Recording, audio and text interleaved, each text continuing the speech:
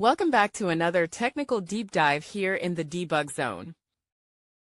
Today we're tackling a big question and breaking it down with insights from other users. Hopefully this clears up some misconceptions and helps you get the answer you need. So buckle up, stay a little curious, and let's jump right in.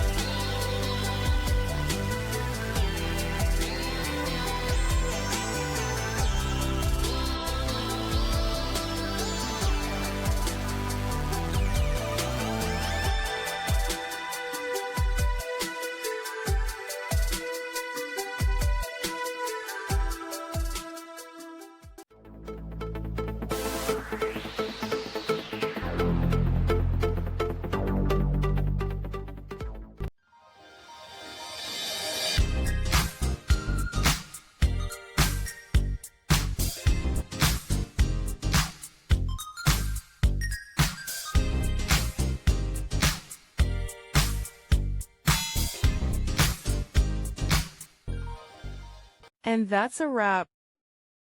I hope you found the answer you were looking for. If you did, take a second to hit that subscribe button. It really helps out. And let me know in the comments which solution worked best for you. See you next time in the debug zone.